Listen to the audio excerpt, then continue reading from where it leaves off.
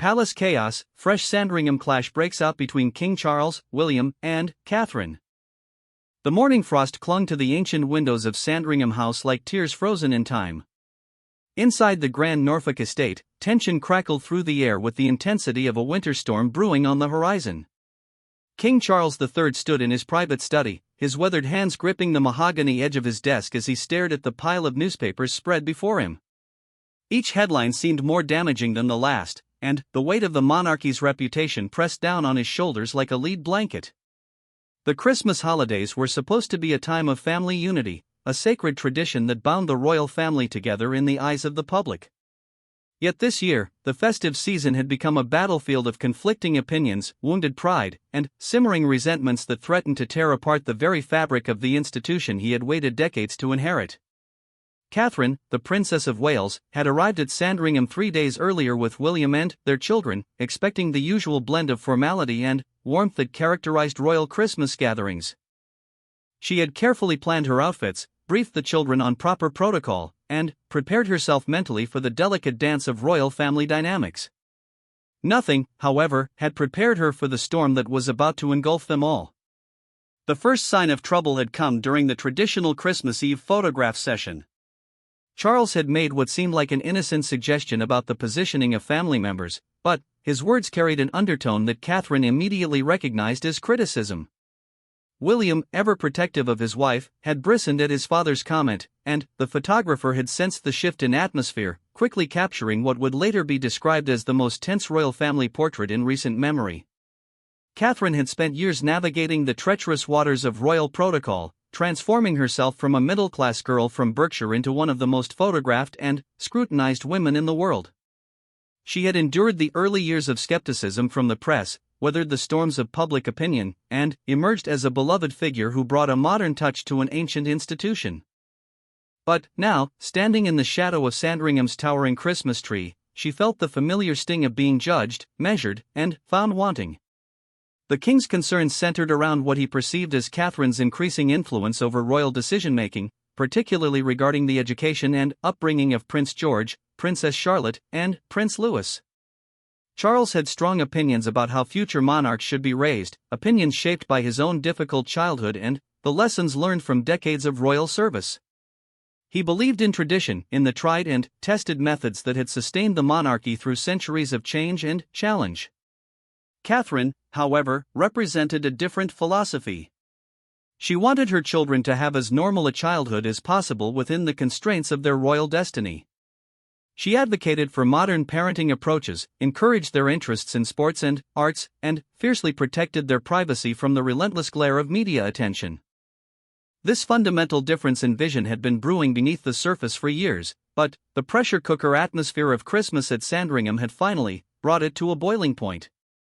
William found himself caught in an impossible position, torn between loyalty to his father and devotion to his wife.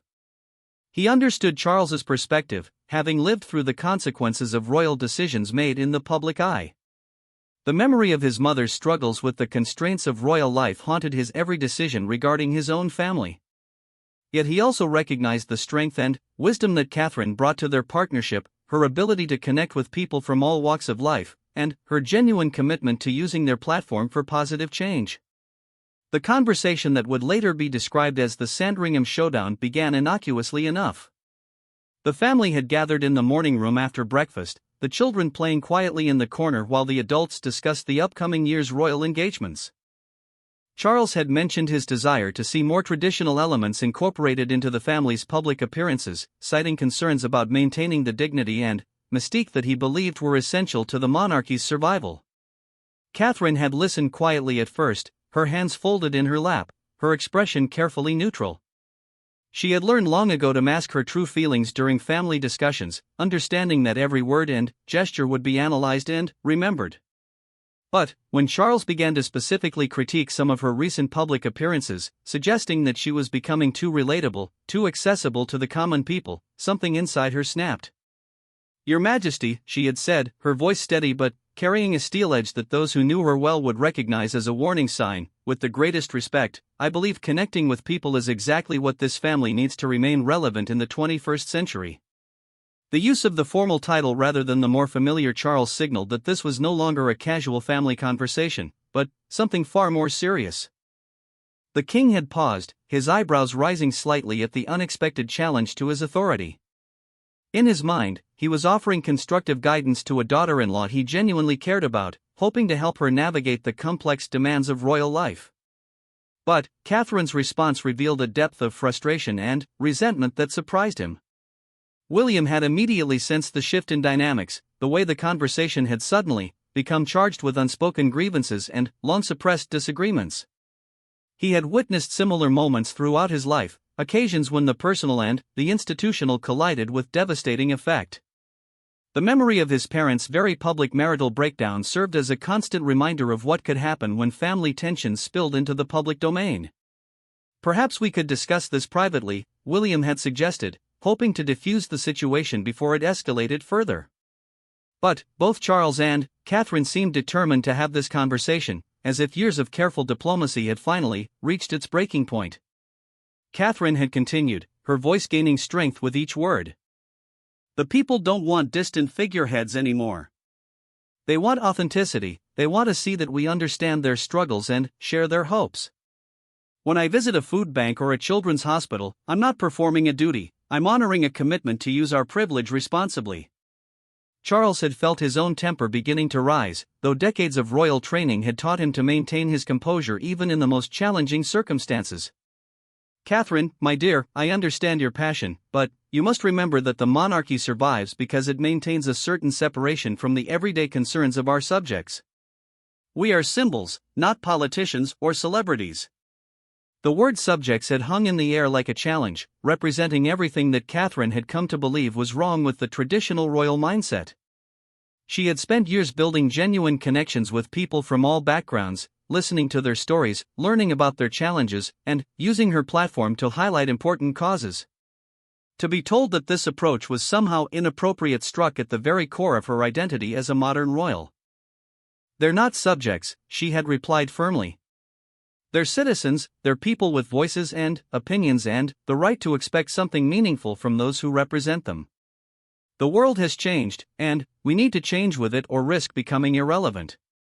The argument that followed would later be remembered as a watershed moment in the evolution of the modern monarchy, though none of those present could have predicted the far-reaching consequences of that morning's conversation. Charles had drawn upon his years of experience and his deep understanding of constitutional monarchy, arguing that certain traditions and protocols existed for good reasons and shouldn't be abandoned lightly. Catherine had countered with statistics about public opinion, examples of successful royal engagement in other countries, and passionate appeals for a more inclusive and accessible approach to royal duties. William had tried repeatedly to mediate, offering compromises and suggesting ways to bridge the philosophical gap between his father and his wife. But, as the morning wore on, it became clear that this was about more than just different approaches to royal duties. This was about respect, about having a voice in decisions that affected their family, and about the fundamental question of what role the monarchy should play in modern British society. The children, initially oblivious to the adult tension, had gradually become aware that something important was happening. Princess Charlotte had looked up from her coloring book with wide eyes, sensing the change in atmosphere even if she couldn't understand the words being exchanged.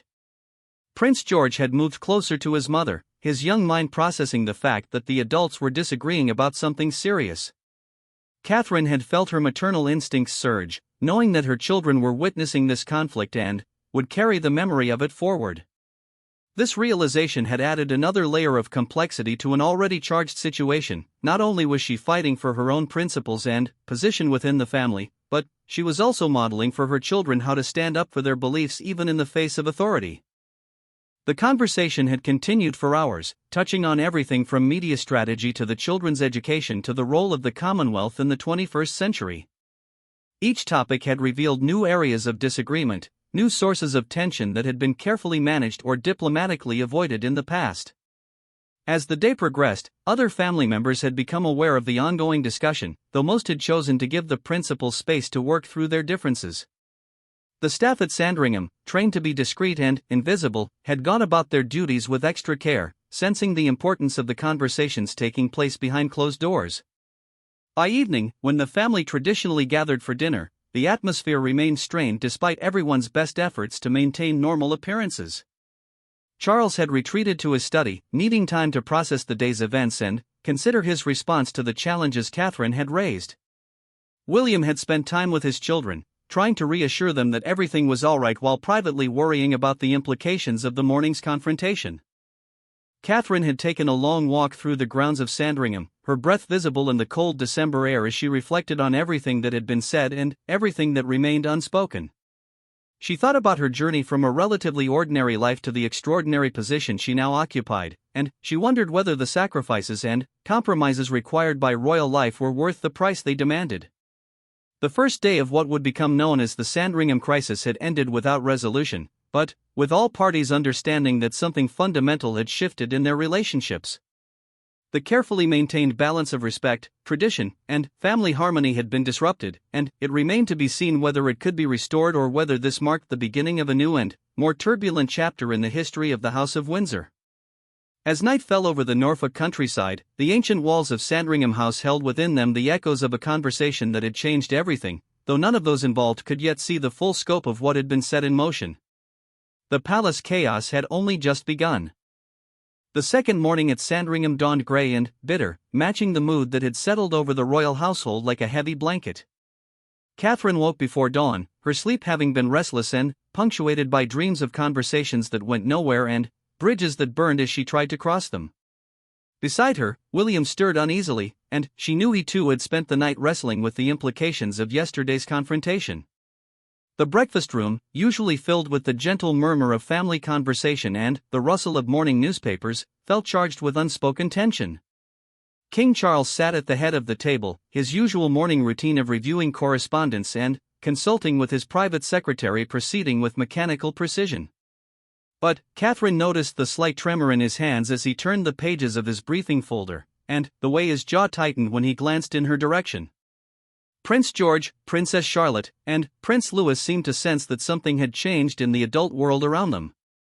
They ate their breakfast quietly, their usual chatter subdued, occasionally looking between their parents and grandfather with the intuitive understanding that children possess about family dynamics. Catherine's heart ached for them, knowing that they were experiencing their first real glimpse into the complex tensions that existed within their extraordinary family. William attempted to maintain normalcy, discussing the day's planned activities and making gentle conversation with the children about their Christmas presents and upcoming school term. But his efforts felt forced, and everyone at the table could sense the undercurrent of anxiety that ran beneath his carefully measured words.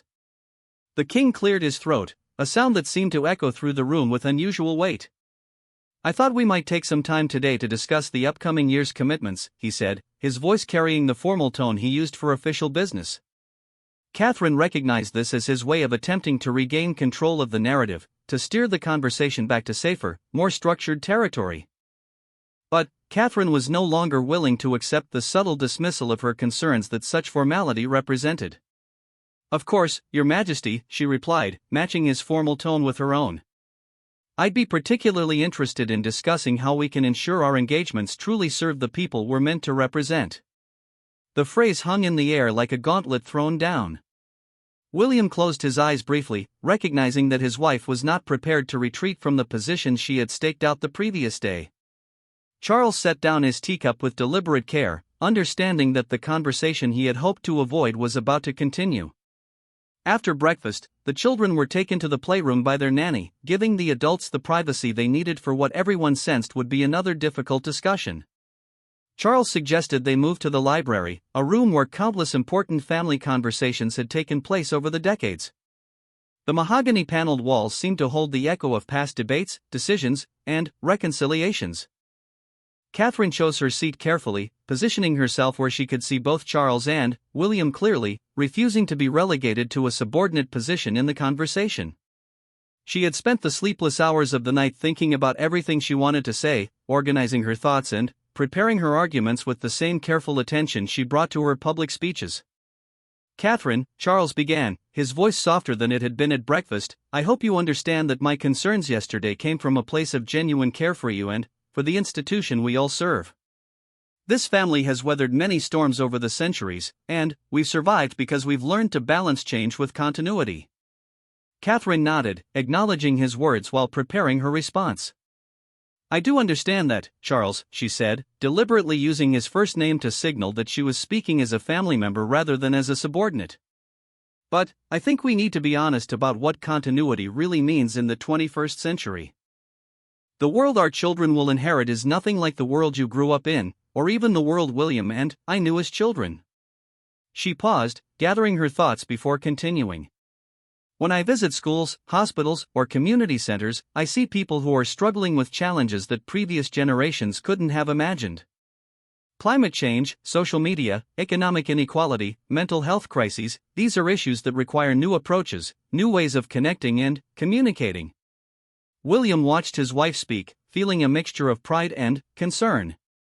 He admired her passion and her genuine commitment to making a difference, but he also understood his father's perspective about the importance of maintaining the monarchy's unique position in British society. "Perhaps there's a way to honor both perspectives," he suggested carefully. "To maintain the dignity and tradition Dad values while also embracing the connection and accessibility that Catherine champions." Charles leaned back in his chair, considering his son's words. "I'm not opposed to evolution, William. Heaven knows this family has had to adapt many times over the years. But there's a difference between thoughtful evolution and revolutionary change. When I see Catherine's approach, which I admire, truly I do, I worry that we're moving too quickly, that we're abandoning principles that have served us well." Catherine felt her frustration rising again, but this time she was better prepared to articulate her position. "What principles are those, exactly? The principle that we should remain distant and untouchable? The principle that our primary purpose is to be symbols rather than servants? Because if those are the principles we're protecting, then I think we need to examine whether they're still relevant or beneficial." The conversation that followed delved deeper into the fundamental philosophy of monarchy than any of them had ever explored together. Charles spoke about the constitutional role of the crown, the importance of political neutrality, and the delicate balance required to maintain public support while avoiding controversy. He drew upon decades of experience, citing examples from his own public life and the lessons learned from various royal crises. Catherine countered with research she had conducted into public opinion polling, studies of successful monarchies in other countries, and examples of how authentic engagement had strengthened rather than weakened royal institutions. She spoke about the letters she received from people who felt genuinely connected to the royal family because of her approach, and the way that connection translated into support for the monarchy as a whole. William found himself genuinely torn between two compelling visions of what the modern monarchy could and should be. His father's approach had the weight of tradition and experience behind it, while his wife's vision offered the possibility of creating something new and more relevant for future generations. As the morning progressed, the conversation expanded to include specific examples and incidents. Charles expressed concern about some of Catherine's recent public statements, particularly those that seemed to venture into political territory. Catherine defended her right to speak about issues that affected people's daily lives, arguing that caring about housing, education, and healthcare wasn't political, it was human. "When I visit a shelter for homeless families," Catherine said passionately, "and I see children sleeping on floors because there aren't enough beds, how am I supposed to remain neutral about that? When I meet young people who can't afford university or who are struggling with mental health issues, am I supposed to pretend those problems don't exist?" Charles sighed deeply, recognizing the genuine compassion in his daughter-in-law's words while still feeling the weight of constitutional responsibility. "Catherine, no one is asking you to be indifferent to suffering. But there's a difference between highlighting issues and advocating for specific solutions. The moment we appear to favor particular policies or political approaches, we compromise our ability to serve all our people equally." The debate continued through lunch, with neither side willing to concede significant ground. William increasingly found himself serving as translator and mediator, helping each side understand the other's perspective while searching for common ground that seemed increasingly elusive. The afternoon brought an unexpected complication when Catherine's private secretary called with news of a developing story in the media.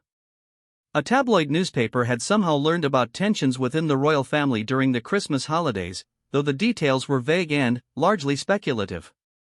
The prospect of their private family disagreements becoming public fodder added a new dimension of urgency to their discussions. "This is exactly what I was afraid of," Charles said, his voice heavy with resignation. "The moment we appear divided or uncertain, the press pounces. Every disagreement becomes a crisis, every difference of opinion becomes a feud. This is why discretion and unity are so essential." Catherine felt a chill of fear run through her. She had experienced the brutal scrutiny of the British press many times over the years, but the prospect of being portrayed as a troublemaker within the royal family was particularly daunting. She thought about her children, about how they might react to seeing their mother criticized in newspaper headlines, and about the impact on her ability to carry out her royal duties effectively. But, even as fear crept in, Catherine's resolve strengthened. "Running our family based on what the tabloids might say isn't sustainable," she said firmly. "If we can't have honest conversations about important issues because we're afraid of media speculation, then we're not really leading, we're just reacting."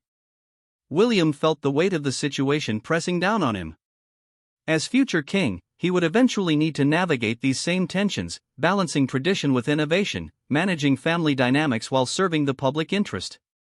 The way this current crisis was resolved would set important precedents for his own reign and for the kind of monarchy his children would inherit. Evening approached with no resolution in sight.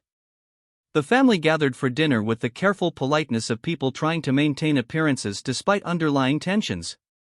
The children sensed the adult anxiety and clung more closely to their parents than usual. Princess Charlotte asked quietly if everyone was okay, her young voice carrying a maturity that broke Catherine's heart.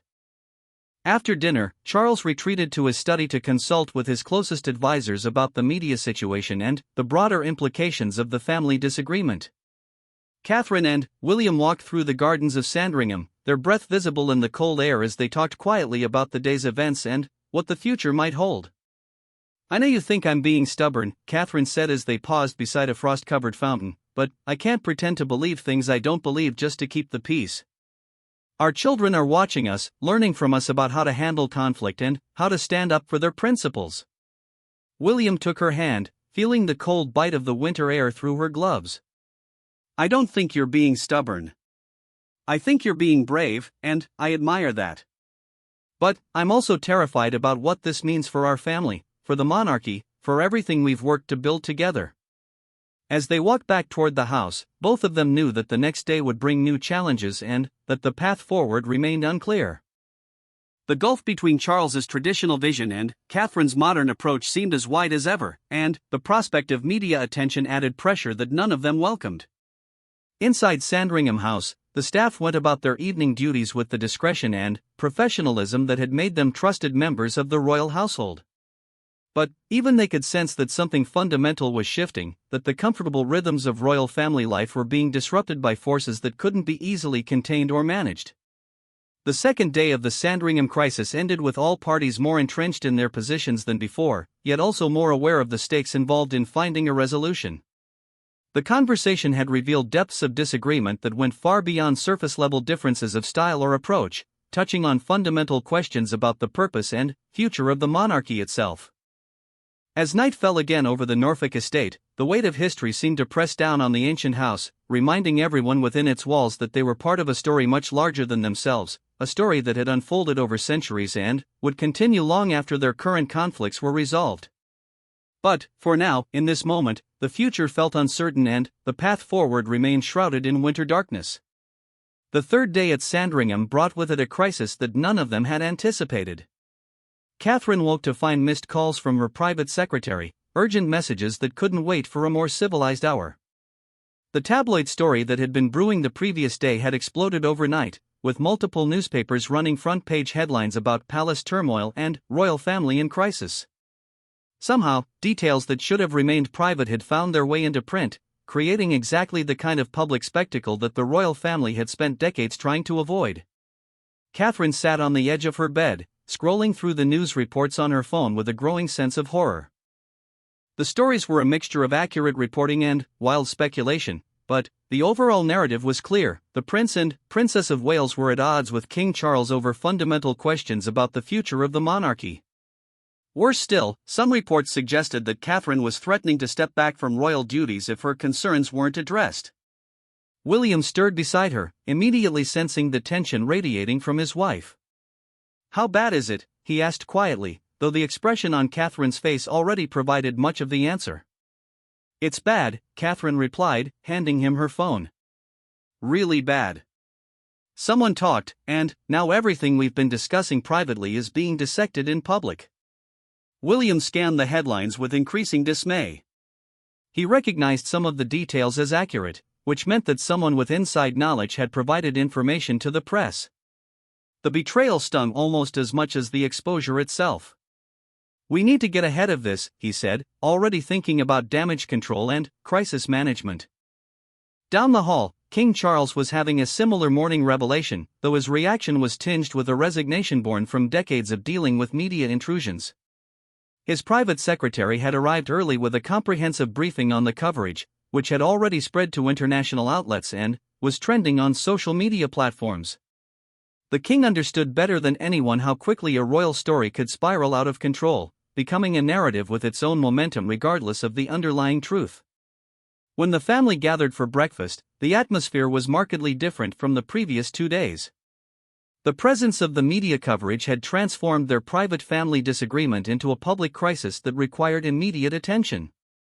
Normal breakfast conversation was replaced by urgent discussions about response strategies and damage limitation. "The palace will need to issue a statement," Charles said, his voice carrying the weariness of someone who had weathered many such storms. "Something that acknowledges differences of opinion while emphasizing family unity and shared commitment to service." Catherine felt a flash of anger at the suggestion. "A statement that essentially denies the validity of everything we've been discussing? That pretends these issues don't exist just because they've become public?" "Catherine," Charles replied patiently, "you have to understand that our private conversations and our public positions are different things. What we discuss as a family may be complex and nuanced, but what we say publicly must serve the broader interests of the monarchy and the nation." This distinction between private truth and public facade represented everything that Catherine had come to find problematic about royal life. She had spent years learning to navigate the gap between her authentic self and her public persona, but the idea of issuing a statement that essentially invalidated her deeply held beliefs felt like a step too far. "I won't be part of a statement that misrepresents my position," she said firmly. "If we're going to address this publicly, then let's be honest about what we're dealing with. People aren't stupid, they can handle the truth about the fact that we're thinking seriously about how to serve them better." William found himself once again in the middle, understanding both perspectives while feeling the pressure of immediate media attention. "Maybe there's a way to craft something that acknowledges we're having important discussions about the future while not airing our specific disagreements," he suggested. The morning was consumed by meetings with communications staff, lawyers, and senior advisors. The Sandringham estate, usually a peaceful retreat from the demands of royal life, had been transformed into a crisis management center. Phone calls went back and forth between Norfolk and Buckingham Palace as the royal household tried to formulate a response that would satisfy all parties while limiting further damage. Catherine found the whole process deeply frustrating. She watched as her genuine concerns about connecting with people and serving their needs were translated into bland corporate speak that seemed designed to say as little as possible. The communications team, while skilled and well-intentioned, seemed primarily focused on containing the story rather than using it as an opportunity for meaningful dialogue about the monarchy's future. As the day progressed, more details emerged about how the story had leaked. Initial investigations suggested that the information had come from multiple sources, including staff members who had overheard conversations and family friends who had been told about the tensions in confidence. The realization that their privacy had been violated by people they trusted added another layer of hurt and betrayal to an already difficult situation. The children, meanwhile, were being shielded from the media coverage as much as possible, but they couldn't help but notice the increased activity around them and the worried expressions on the adults' faces. Prince George, at his age, was beginning to understand that their family was different from others, that their private lives could become public property in ways that were difficult for a child to comprehend. Catherine spent part of the afternoon with her children, trying to maintain some sense of normalcy while internally wrestling with questions about whether she was doing the right thing for them. She thought about the life she had chosen when she married William, the sacrifices she had willingly made, and whether those sacrifices were still worth making if it meant compromising her fundamental beliefs about service and authenticity. The media attention continued to intensify throughout the day, with reporters gathering outside the gates of Sandringham and helicopters circling overhead hoping to capture photographs of the family. The siege-like atmosphere added to the stress everyone was feeling, creating a sense that they were trapped inside the estate while the outside world speculated about their private lives. Late in the afternoon, Catherine made a decision that surprised everyone, including herself.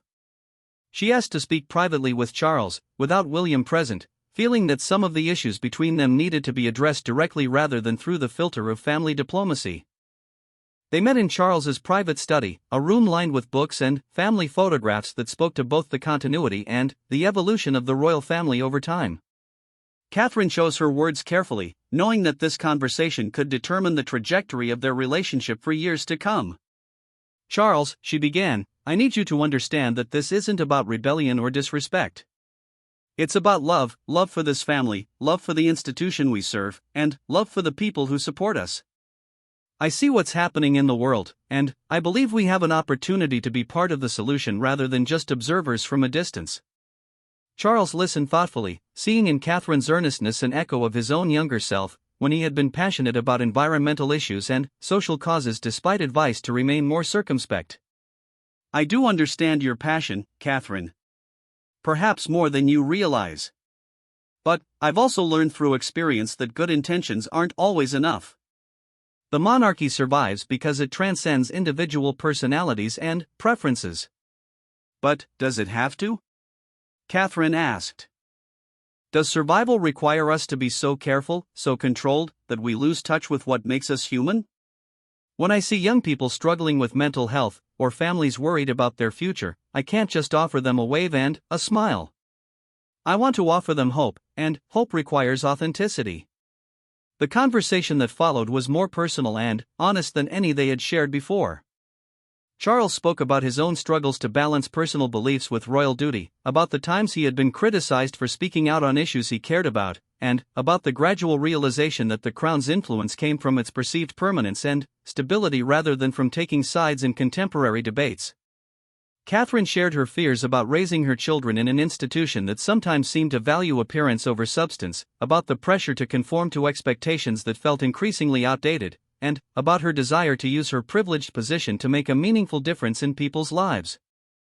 As evening approached, both Charles and Catherine began to recognize that their disagreement wasn't really about specific policies or approaches, but about different visions of what the monarchy could and should become. Charles's vision was shaped by decades of experience and a deep respect for tradition, while Catherine's was influenced by her background outside the royal family and her desire to make the institution relevant for future generations. The media storm continued to rage outside, but inside the study, something resembling understanding began to emerge between the king and his daughter-in-law. They might not agree on all the details, but they shared a fundamental commitment to serving the British people and preserving the monarchy for Catherine's children and their descendants. "I think," Charles said carefully, "that we may need to find a way to honor both of our perspectives. You bring something valuable to this family, Catherine, a connection to the modern world that we need. But that needs to be balanced with the wisdom that comes from understanding how easily things can go wrong when we move too quickly or speak too freely." Catherine nodded, feeling for the first time in days that progress was being made.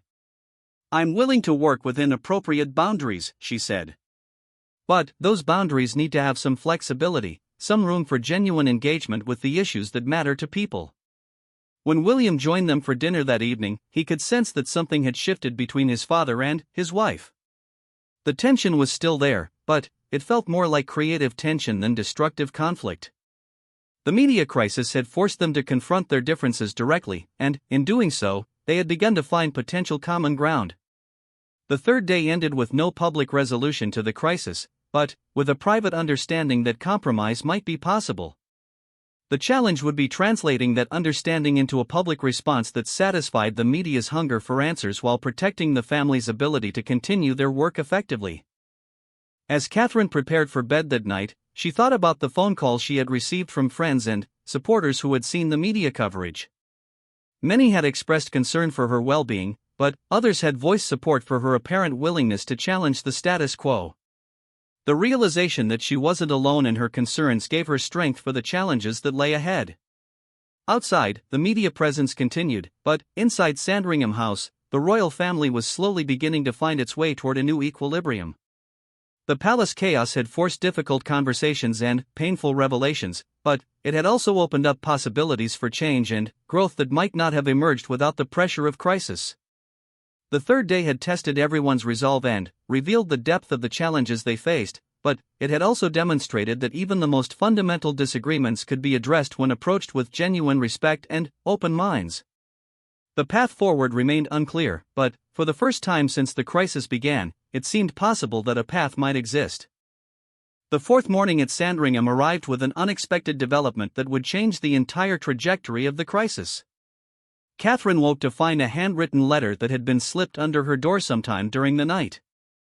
The royal blue paper bore the distinctive watermark of Buckingham Palace stationery, and the elegant handwriting was unmistakably that of King Charles himself. In the letter, Charles had written with surprising vulnerability about his own struggles as a young man to find his place within the monarchy, about the times he had felt constrained by protocol and tradition, and about his deep respect for Catherine's passion and commitment to making a difference. He acknowledged that his initial response to her concerns had been defensive, rooted in his own fears about protecting an institution that he had spent his entire life preparing to lead. Most surprisingly, Charles had included a proposal for what he called a modern constitutional experiment, a structured approach to testing some of Catherine's ideas while maintaining appropriate safeguards and monitoring public response. He suggested that they work together to design pilot programs that would allow for more direct engagement with social issues while establishing clear boundaries and evaluation criteria. Catherine read the letter twice, hardly believing what she was seeing. This was not the formal, tradition-bound response she had expected from the king. Instead, it was a genuine attempt to bridge their differences and find creative solutions that honored both of their perspectives.